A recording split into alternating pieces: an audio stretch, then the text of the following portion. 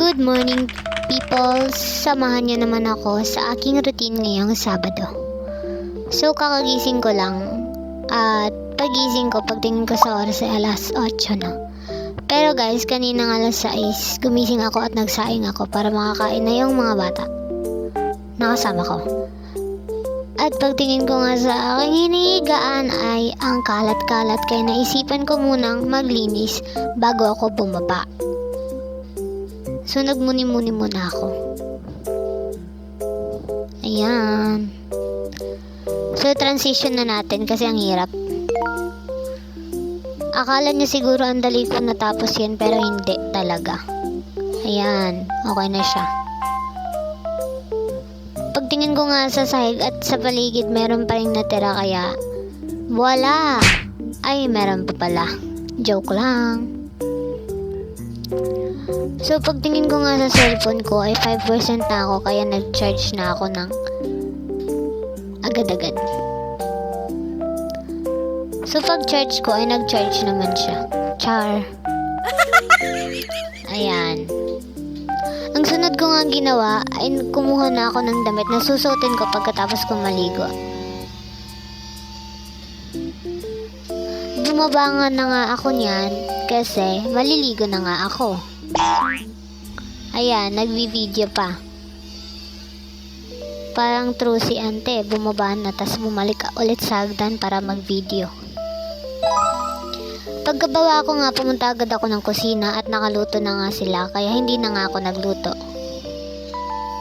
Ayan. Charang! So tapos na ako agad maligo kasi nga alangan naman sumama kayo, diba? Oh my Ayan, nagpapakit pa nga siya.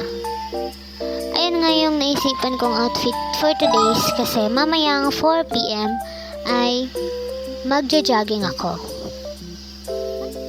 At ngayon, bababa na tayo. Hindi ko na nga na-video yung pagkain ko ng breakfast kasi tapos na ako kanina. So, pumunta ako ng kusina at mag-aayos ako.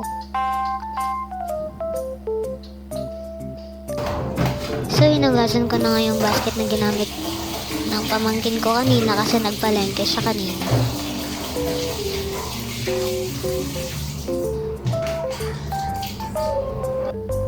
Ay, for the ayos. Ilalagay ko na nga sa cabinet namin.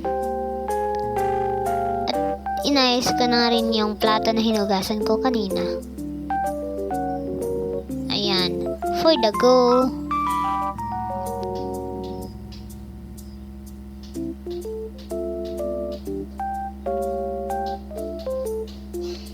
Ayan, nakakatapos pa lang, pero meron na naman ako nakita ulit na hugasin.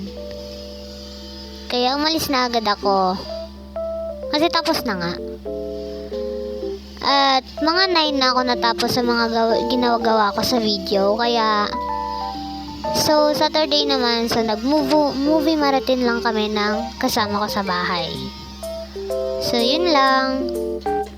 Comment pa part 2.